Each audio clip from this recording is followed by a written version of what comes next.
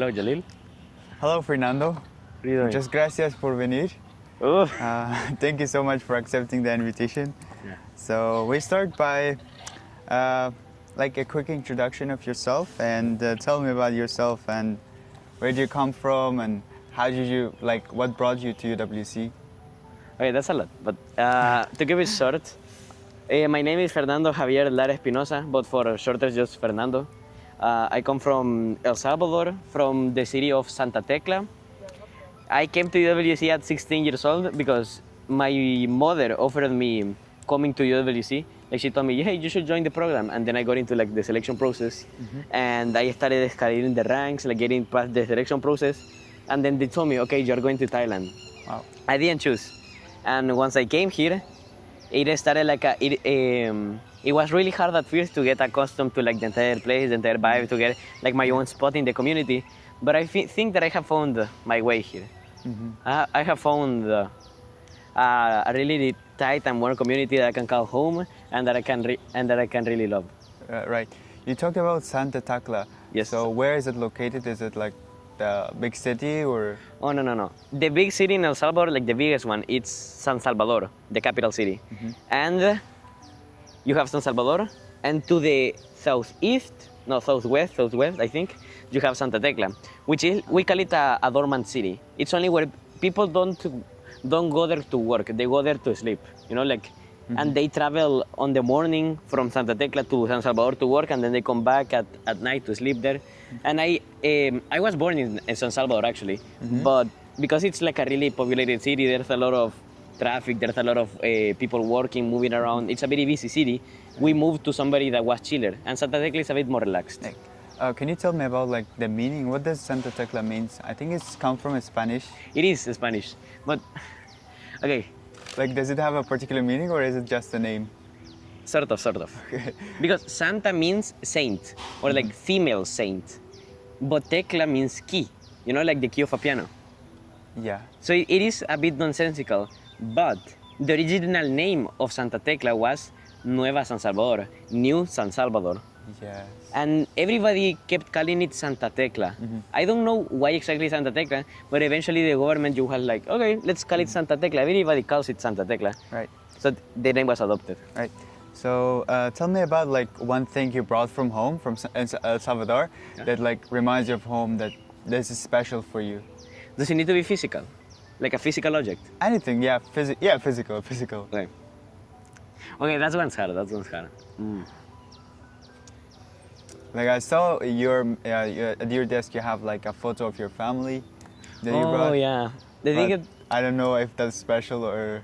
it is very special, but I talk with my family every single day and every single week, so it's like they're still present in my life. I think that the thing that empowers me the most is that I see the flag of El Salvador above my bed. Oh, And so when I'm doing homework and I'm like, I really don't want to do this, like I need a bit of motivation, I look to the flag and it's like, I'm here because of a reason, like there's a reason for me being here. That's absolutely right. Actually, that's the same for me. I like the flag of Afghanistan.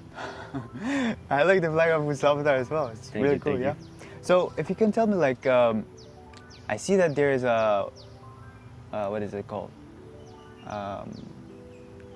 What is the flag, like the El Salvador flag represent, or? Oh, okay. There's a, like, what is it called?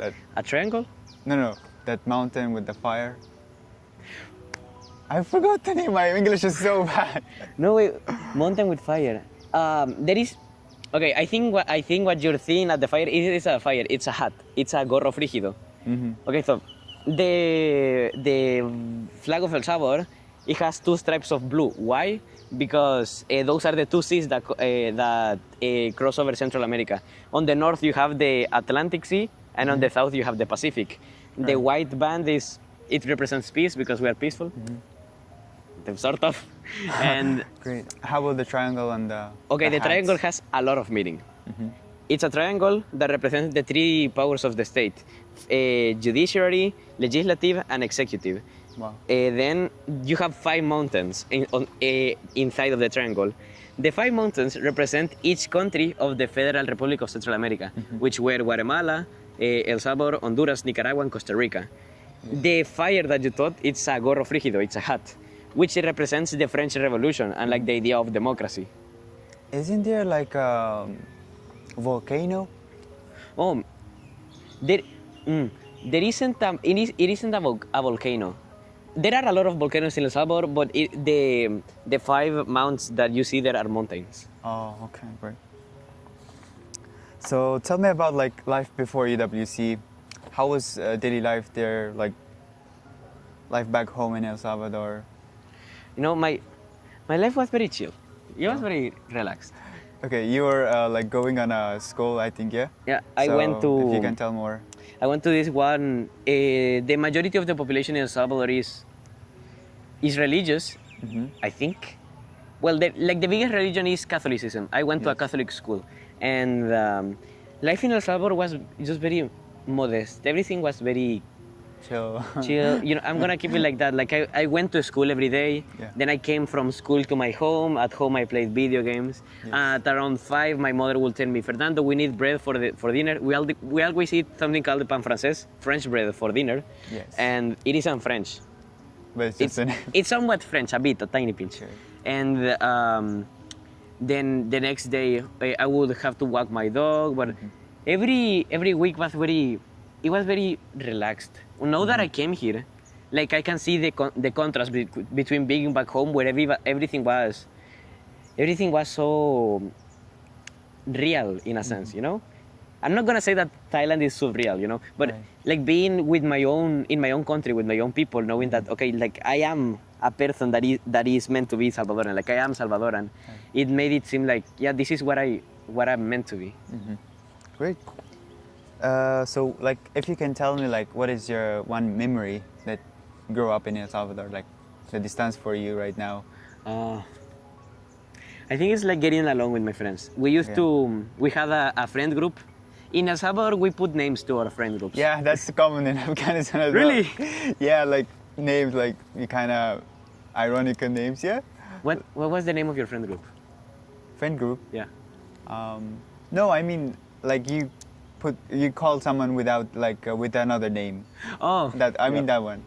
Probably that thing. For me, my past, I used to have a nickname. It used to be Cacao, which Cacao. means cocoa, you know? Yeah, like chocolate. Yeah, but not because of the chocolate. Why do you think it was?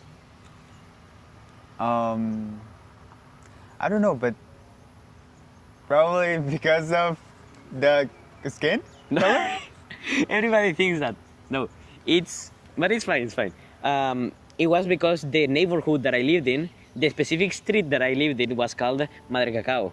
And they used to say, oh, there comes the guy from Madre Cacao, but that's just a really long name. And so instead of saying Madre Cacao, you will say just Cacao. So the village was called Madre Cacao. village My street, the street that I lived in. Street. Okay. So you said a little bit in the beginning, like you heard about UWC, but specifically, how did you hear about UWC and what made you apply? I always wanted to, you know, like, the Salvadoran education system is a bit lax, and it's as good as it can be. I think it can be better, but it isn't as hard. And so I always wanted a bit more of a, like I can do more, you know? I can do something better. And so I was on a highway going for dinner with my mom when she told me, hey Fernando, this one friend of your sister, he's going to Italy. Huh? Yeah, he's going to Italy in a program called UWC. Do you feel like joining? Yeah, sure, let's try. And I always wanted to like have a better opportunity in life too. Yes. Because I think I have the potential, I think. Yeah. So of course we all have, we can get like we can reach our best version ourselves. So True, first true. you heard it from your mom, Yeah. and then you interested in it. You search it online, like it find interesting. We went to the national committee holds like a speech, something like that, on the around June, where they introduce the cohort that is leaving that year, and they tell everybody, hey guys, you should join the selection process to see if you can land, see if you can be there. And so me and my sister joined, and I was selected, and so I'm here. How happy were you when you heard that you're going to UWC? Ooh. The day that they told me, they told me, I was, wow. Because it was literally the thing that I was expecting. I always Yeah. prayed for it. I wanted to go, but having it at my hands, like yes, you are going. No, it was amazing. I couldn't believe it. It's just a feeling that word cannot tell. Yeah. Exactly. The same for me, you know. It was a winter day for me, and I got to receive an email. You passed every stages, and you're selected. You're going. selected for nomination, and I was wow, dream come true. Okay, so like when you heard that you're coming to Thailand, were you happy, or do you had like a specific kind of favorite UWC? I didn't have a favorite, but they called my family.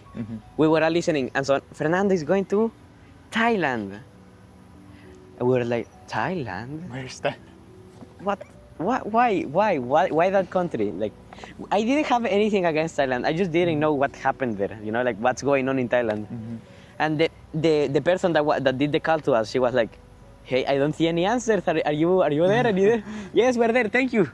And after the call was ended, my family was like, "Where is Thailand? Like, what do they eat in Thailand?" Okay. But did you have like a favorite in mind before you know that you're coming to Thailand? Like I wanted to go to UWC USA because it's close to El Salvador. Yeah, definitely. And but there's Costa Rica as well. oh no, my. I don't want to go. I don't believe that UWC Costa Rica is the best UWC.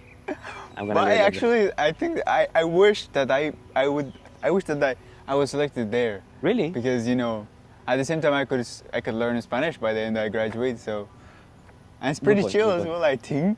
You know. But what do you think? Why do you think it's not the best? I've heard that they get served the same food every single day, like rice and beans every single day.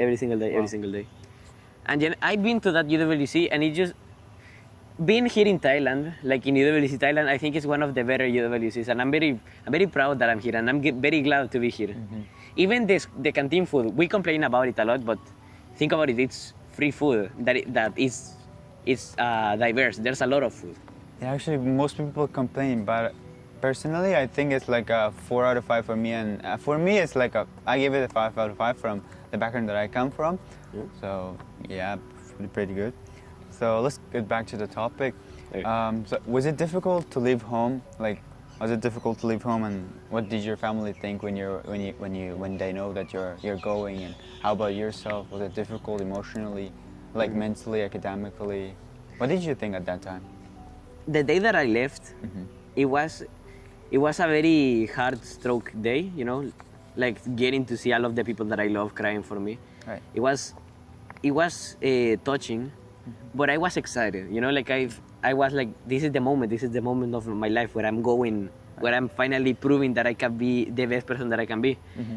So it was a bit overshadowed by that. But when I came to UWC, like actually, that's when it hit.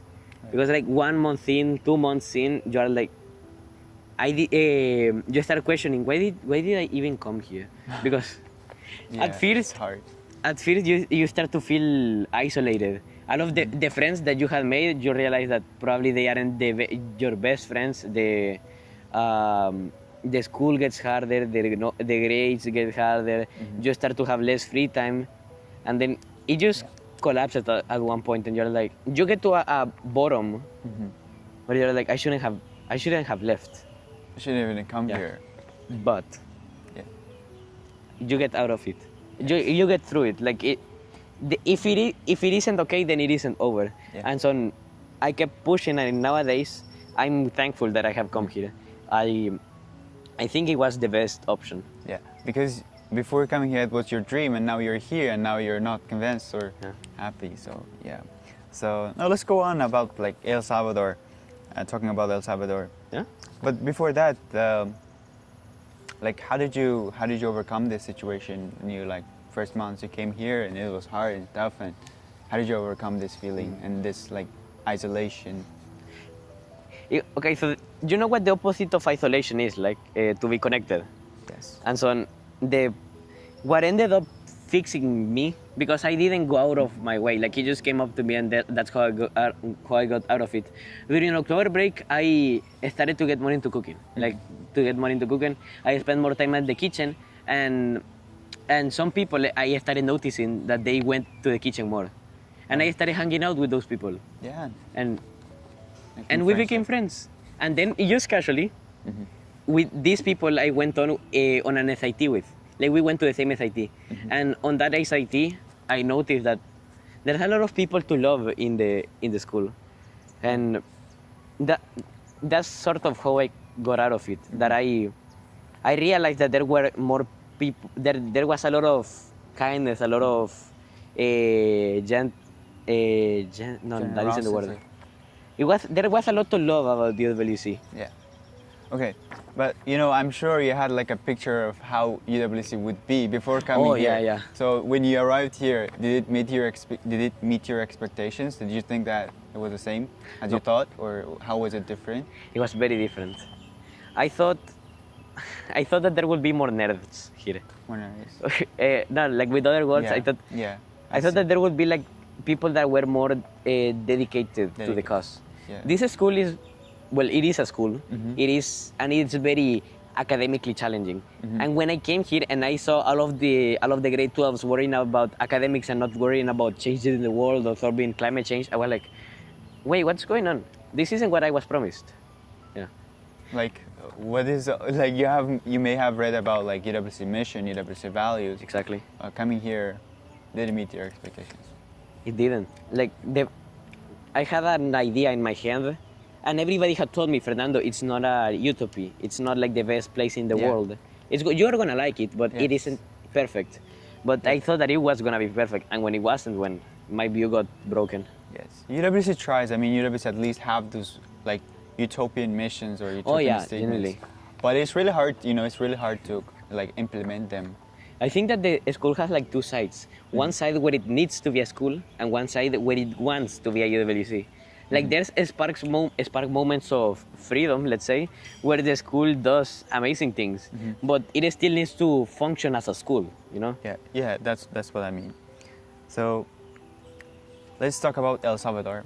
For example, if I were to visit El Salvador, like what first place would you recommend for me to take? Like, where would you take me in and why? Wait, one question first. Yeah. Do you like fried food? Fried food? Yeah. I mean, it's temptation, yeah. It's tempting. It's very very delicious, very good. But it could be like unhealthy at times. Oh yeah. I love it, but also I care about eating Your health. good health. But one day is fine. One day is fine, right? One day is fine. Yeah, of course, fine. So. First place that I will take you probably would be Antigua Cuscatlán. It's Is it a restaurant or? Oh no, it's a city. Well, not a city, like a village, a small village in El Salvador. And the thing about Antigua Cuscatlán is that it's a village entirely dedicated to people going there, like for entertainment. There's a lot of restaurants, a lot of tiny markets inside. There's a lot of things to do and a lot of things to enjoy. And it's like the best thing. Not the best, but like something that screams El Salvador right in your face. Wow. Yeah. What does it have? Like El-Salvadorian traditional food? Try a lot of traditional food. What are some like examples of like completely traditional El-Salvadorian? Completely. That's your favorite and like. My favorite definitely. Pupusas. What is it? Okay, pupusas. Okay, tell us. Explain. Pupusas is a disc of like a tortilla, a maize tortilla, filled with cheese and beans, refried beans, and then fried on like a sheet. Well, not fried, just cooked on a sheet, and then you serve it with a bit of sauce and a bit of pickled cabbage that you call not escabeche, you call it curtido. I don't like curtido or the sauce that they serve it with. I just eat them like they are, and they are amazing. Wow. Okay. Can you tell us about like more other dishes? Oh, there are many. The other ones that I like, for example, we have churros españoles, Spanish churros, that are in Spanish. They are Salvadorian, trust me. Salvadorian? Yeah. Originally? Okay, they were born in Spain, and then when the Spanish came in, we changed them for El Salvadorian liking. Made it like a different variety. Yeah, they are fatter, like thicker than the Spanish churros. We also have pan con pollo, literally bread with chicken, which is a chicken sandwich, like an open chicken hot dog sort of, stuffed with vegetables, with sauce. Ooh, really good. Yeah, great. So tell me about like a tradition or a holiday in El Salvador, like in your country that you really love. A tradition, festival, or like a holiday. I don't partake in a lot of the festivals that El Salvador have. They do have like a lot, but I haven't gone to many. But I would say that my favorite is Holy Week. Holy Week. Yeah. Holy Week. I've heard like you like kind of fast. Yeah, sort of similar. It isn't like the Muslim fast. It's a bit chiller. Yeah, I see. We only eat, the rules are on Fridays you do not eat meat, red meats, zero red meats. There it means. Yeah, and so on. During Holy Week, El Salvador has a lot of processions and a lot of masses, and like the Salvadorian population is. The biggest religion is Catholicism again, like Christianity, and so you can see a lot of people that are very devoted, going to mass, going to church, and it's very pretty. It's very heartwarming. Okay, that's great. Like, can you describe like how would you describe the people in El Salvador and the culture, like the people and the culture? How would you describe it to like other people or to other students, UWC or anywhere? The people are spicy. They love spicy food. No, not a spicy food. Like they are spicy in nature. Oh. Like for example, we like to clap back to make fun of, but it's never like coming from being a bad person or from having a bad heart. Yeah, it's just like a thing that happens. But still, when a Salvadoran, when you require help, a Salvadoran is always there to help. Salvadoran people get joy, like they get a kick out of helping other people. And in El Salvador, I found it very rare for moments where my friends haven't offered their hand to me, you know? Yes, that's right. Also, I think there's like a kissing tradition, like to kiss when they greet each other. Is that true? Sort of, a bit. Not exactly, because it isn't a kiss on the mouth, it's on the cheek. Yeah, I see. And is it more common between men or women? Oh, I think it should between be. Women. Yeah. If you are going to greet a woman, like independent if you are a man or a woman, if you are going to greet a woman or say goodbye, you kiss them on the cheek, but you don't actually put your lips there. You just make the sound. Like it's like a sample. We do have that in Afghanistan, mostly between women as well. So, okay. Now let's go to UWC experience coming here. So what was like the biggest challenge so far for you and yeah? Biggest challenge. There's many challenges. Like the biggest that you struggled with, you know? Academically, socially, whatever. The biggest, I will say, like finding a place, you know? I had lived 16 years in El Salvador, so like I already had a place. I didn't have to worry about who I was or anything. But coming here, I struggled like that a lot to see. Adjust yourself to the new environment. Yeah, because the community, there wasn't a community. Everybody was trying to find their own place, and so when you are trying to find your own place and everybody is trying to do it, you don't actually do it because it doesn't come from the outside. It comes from the inside. But I kept looking at it from looking at an outside the view, like where can I fit in, and that's a problem that I just recently defeated, like until this year.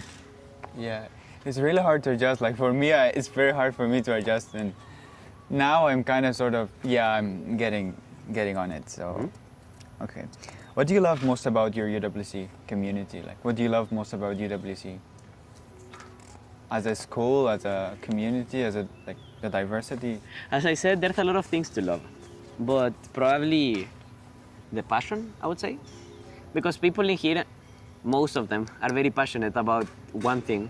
And it shows when they're talking about that thing that they're passionate about. You can feel it, you can see it, you can hear it. And when we make things out of that passion, like for example, I'm gonna give you a quick example. Like the TikToks that we make, they came from a dream, from an idea that we wanted to do something, a place for conversation, Yes. and they came to reality.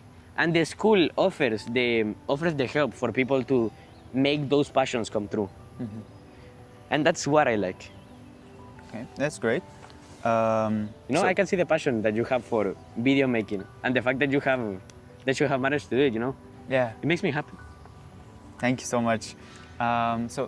Okay, you have made you have been there 16 years, for 16 years in El Salvador. So you have been here for almost 1 year. Like we are like finishing Almost grade, 1 year, almost grade 1 year. 11. That's a big milestone that we should be proud of. Yeah. Wait. High five. Let's go. So tell me about like favorite UWC moment so far that you had that stands in your heart. Oh my God, there's many. I don't know. I don't know as you wish. You can just share any of them. Okay, but I'm thinking because there's so many that I need to choose the best one, like the best possible one. Yeah. Probably. Does it need to count? Like, does it need to be inside of UWC or just in Thailand in general? No, just while you're here, anywhere. It could be during in school, outside, Okay. during trips like SITs or. My favorite moment was probably in Bangkok. When I went to Bangkok during the holidays, and me and my friends we went on a restaurant, and after the restaurant we just went to a 7-Eleven to eat because we wanted to, and I felt free. Like wait, this is my life. Like I can do whatever I want, and the school offers that freedom. Like there are some boarding rules, there are some things that aren't the greatest, Right. but those few moments where I feel, wait, my actions have consequences and they apply to me. That's like, right. I'm living life. Great. So, next question. Let's go from UWC to like IB specifically. Oh my God. How do you find IB so far? And like, what is your favorite subject? Is it difficult, hard? How do you like get along with it? I would say that IB is hard. It's definitely hard, very hard. Definitely. Yeah. But I think that I'm up to the challenge. It's not something impossible for me, and for everybody that is in the school, I don't think it's impossible for them. It is hard, but it is a challenge that we can overcome. Yeah. And It's manageable. Yeah. yeah, it isn't enjoyable. It isn't enjoyable, but it's manageable. Yeah, like EEs, IAs. This is like a pain in the neck. But to some extent, I signed up for a bigger challenge, to have the opportunity. And the tools that you learn in UWC, in the IB, they are harder, like they will cost you a lot, but these are valuable tools. Right. Great. So next question is for people who are like next to students or coming to UWC. Any advice for new students like who are afraid of IB? What advice do you have for them? About IB specifically? Yeah, like if they're afraid, like some people think IB is really hard. And what advice do you have? Don't kick yourself. Do not kick yourself. Kick like this. Don't. What do you mean? Because I see that a lot of people, they are overly critical about themselves. Like they're like, no, this isn't good enough. No, I haven't studied enough. No, wait, I have put too little effort today. And they start exhausting themselves. And it is like it comes from a good sense of heart to try to be better. Right. But there comes to a point that it's fanatical, that instead of trying to achieve for the better, you think that you are bad, that you're inherently bad. We know nobody is bad. Everybody is imperfect. And so I see people that they are like, no, I need to do better. I can do better. But it comes to a cycle that they end up hurting themselves. Right. So believe in yourself. Because if you are here, if you are in any UWC, if you are in the IB, it's because there's something special about you. Yeah. Like do not underestimate yourself. Yeah. Okay. You have met like so many people during while your experience at UWC. How did that change your mindset, your perspective? Oh, it changes it quite a lot.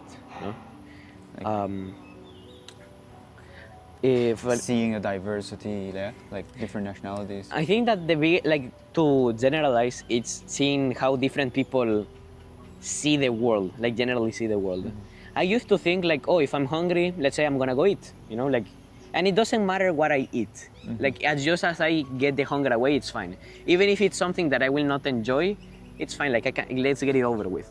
But I've seen that some people, for example, if they're hungry, they prefer to stay being hungry instead of just eating whatever.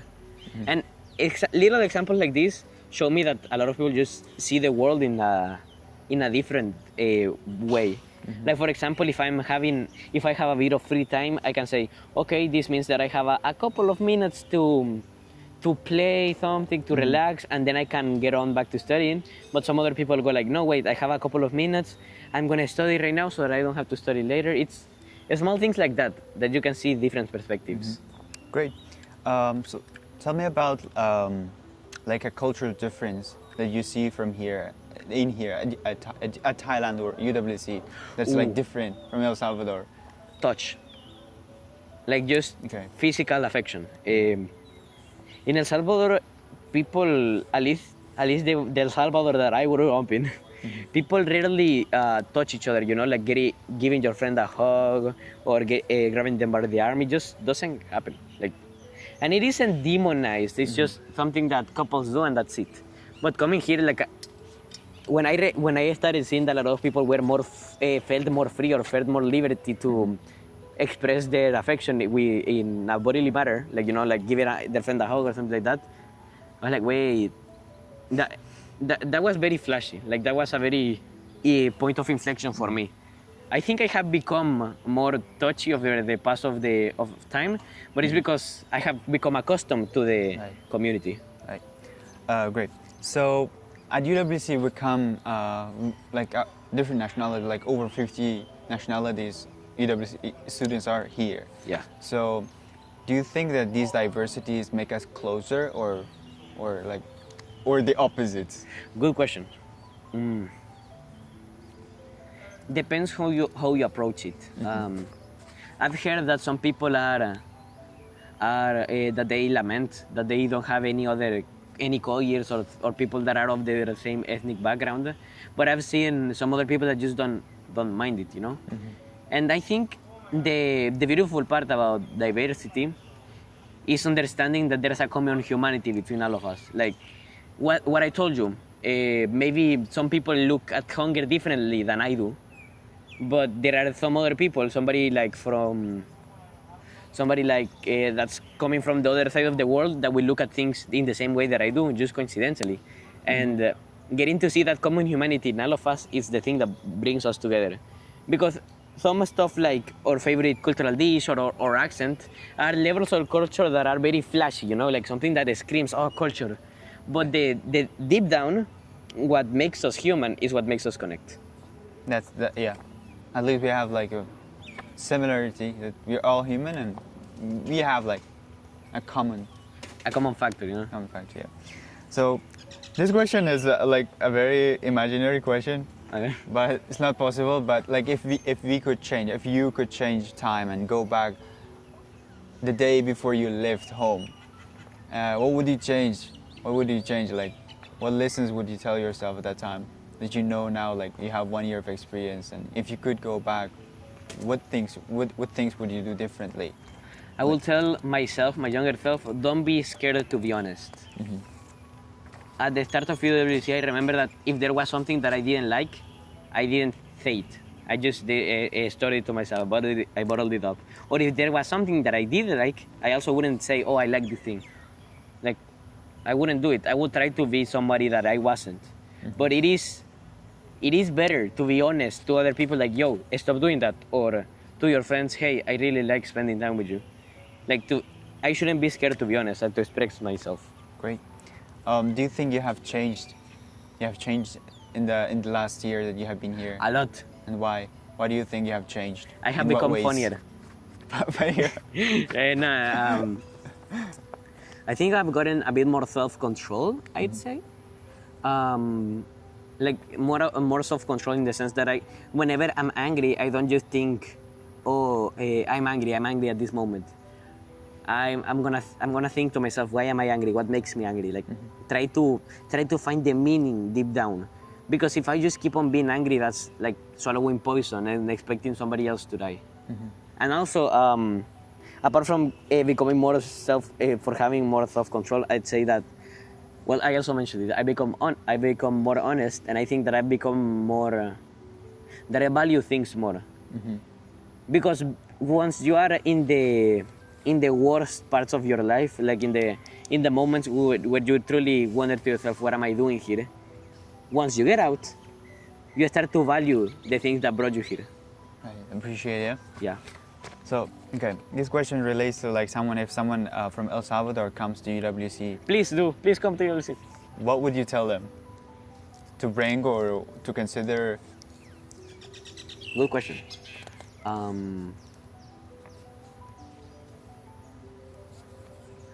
Like for example, I forgot my flag, and I didn't bring any food from my end, nothing, no like souvenir, so that I could give to other people, because you brought like this tiny flag and you could give me. Yeah, it's really good. I would say something like, love your country, because everybody here loves their country, and so don't get left behind. Be proud of the fact that you're Salvadoran. There's only 7 million of us, and so you're a bit special. In a world with 8 billion people, only 7 million are El Salvadoran. So it is a cool nationality to have. And don't be scared to put up the flag of El Salvador, to scream, yeah, I'm Salvadoran, soy salvadoreño aquí, because like, it's your nationality. Probably like if like clothes, like a traditional clothes, if they can consider. I think, if I'm gonna keep it real with you, I don't think it's that big of a deal, the traditional clothes, because we wear it like once or twice a year. Yeah, only on cultural days. It's more about the impact that being of that particular nationality has on you, and how you express that impact on the community. Right. Okay, last question. Let's go. Let's wrap it up. If anyone wants to learn more about like the diversity of different cultures, if someone wants to learn about different cultures, what advice would you give them to approach that decision more better? It will be along the lines of, don't be jealous, but be, how can I put this? Don't be jealous, be reflective in a sense. Reflective, open-minded, probably. Yeah, because what I used to see is that I would look at all of these demonstrations of other people's cultures, and I would just remain quiet and be like, yeah, hey, I kind of want to have that. I want to be like that. But tying back to the last point that I just made, like I can love my nationality and the culture that I grew up in, and so when approaching other cultures, don't look at it from a sense of mine is better or mine should be better. Wow, that's a good point. Yeah. Like all cultures are equal in some sense. There's something to love about every single culture, and so value what other people value what you don't have, and no, more like admire what you don't have, but also value what you do have, because somebody else doesn't. Yes. And like removing all the prejudices and True.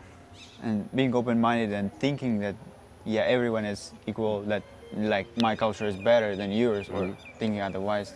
I think that we cannot get like, we cannot know each other better that way. I think that's another thing.